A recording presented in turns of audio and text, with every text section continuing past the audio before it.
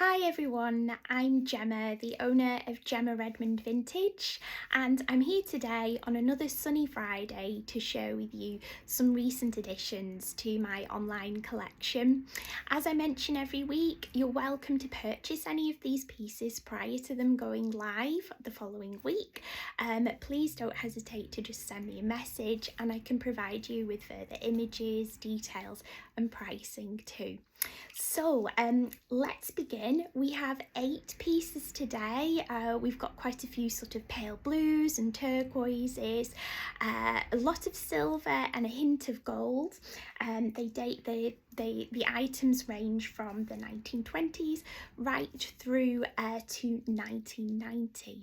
So let's begin. I'll kick off by sharing with you the pieces that I've got on my jacket so I can take it off and show you the rest. So we'll begin with these 2 brooches. The first piece is this delightful 1980s figural brooch showing a parrot. Those of you may recognise this piece. I did have a couple of years ago a similar, an identical parrot just without the enamels, which was made by Christian Dior, by Henkel and Grosset for Christian Dior in the 1980s. This piece is, however, unsigned, so we're just going to say it's a 1980s high quality designer piece, possibly by Christian Dior. I'll take him off so you can have a closer look. I'm sure you'll agree he looks really lovely on the green of this blazer. This is a vintage YSL blazer that I've had for quite a while, and the green really helps the brooches to pop. So there you can see his lovely face. The feathers are picked out really nicely in the gold plate. We've got rich green and blue enamels, rhinestones and a lovely glass eye. You can see that the brooch is lovely and strong and secure here on the reverse too. Next, let's move on to another fabulous brooch. This piece quite different to the 1980s parrot I've just shared with you.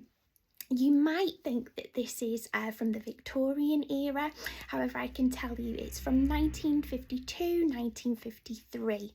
It was created by Harold A. Lazarus, a London-based jeweller who became renowned for creating pieces inspired by the jewels of the Georgian and Victorian eras, from silver and high quality pastes, really beautifully made and set paste stones. This piece is what we call en tremblant, which means that it has a few parts that move with the wearer. It has some little droplets that hang from the end of the flower. I'll show you those in more detail now. So I'll just pop the catch. Here we go. And as you can probably see, the fastening pin for this piece is very long, so it's really helps the brooch to stay secure. There, I'll just give the piece a wobble so you can see the little droplets from the flower moving about, which is really pretty. And then you can see the rest of the spray is set with lovely bright paste stones. On the reverse here you can see the fastening pin that I just mentioned, which follows the curve, the line of the piece, and it's just stamped, has all the hallmarks for Harold A. Lazarus and the year and the location, London 1952 to 53 on the reverse, showing that it is silver. So that's this really delightful Victorian style brooch.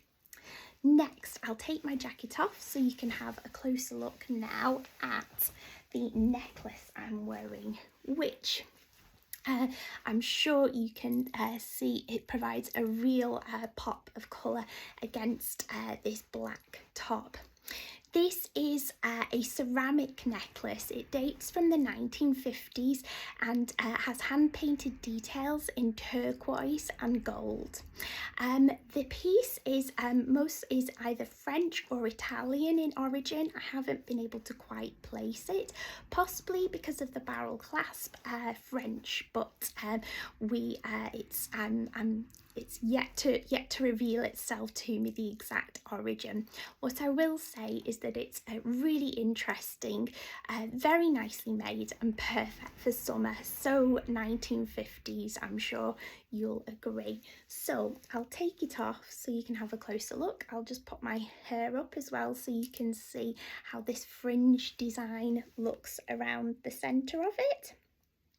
So I'll just unscrew, as I mentioned, it has a barrel clasp, so I'll just unscrew that, and you can see these pieces do move quite a bit when off, but it lies really sort of flat on against the neckline when it's being worn. And you can see on the reverse of the necklace that these are ceramic pieces. They're interspersed also with gilded metal beads too, which is a nice complement to the colours in the design. So let's move on to the earrings that I'm wearing. These earrings, I think, particularly complemented the necklace well. These are 1960s and they're turquoise glass and gilded metal. They're lovely, bright, fresh drops for summer, and I'll just take them off so you can have a closer look at them. They are clip-on, so I'll just show you the reverse there too, and you can see that they are in lovely condition as well. Next, let's move on to the bracelet that I'm wearing. This bracelet dates from the 1920s and is an original piece of Trifari jewellery.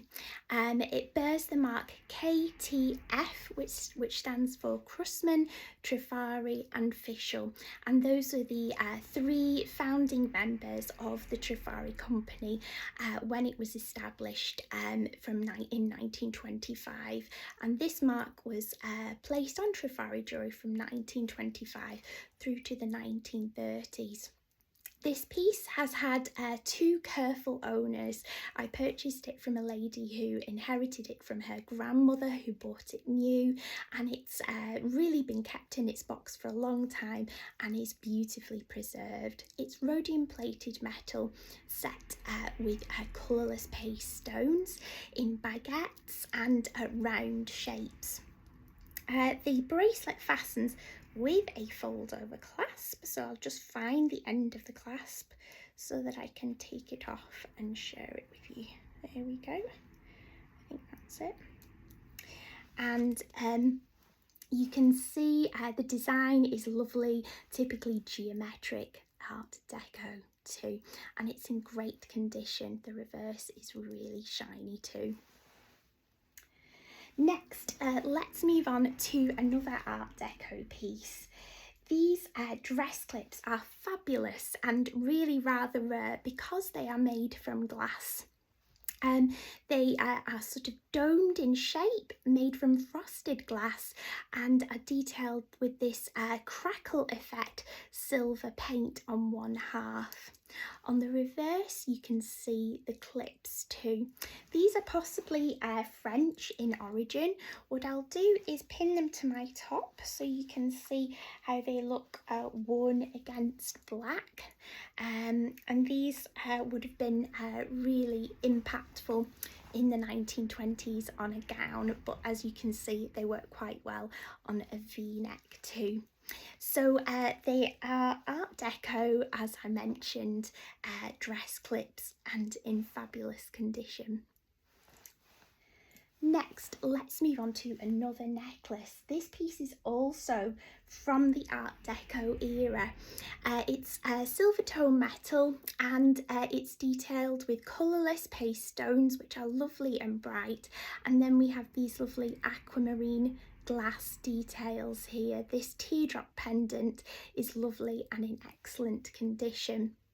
It fastens with a bolt ring and works really well worn on a bare neckline in a v-neck with a v-neck top, as I have here, v-neck blouse here.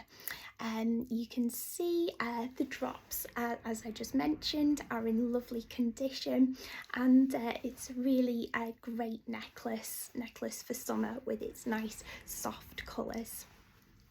Okay, let's move on to my final pair of earrings today. These are really interesting and a really important and collectible piece of fashion history. They date from 1990, spring summer 1990 to be precise, and were part of Jean-Paul Gaultier's famous Les Rapes collection. I know that they are from this collection particularly because at the bottom of each earring it says Été 1990, summer 1990.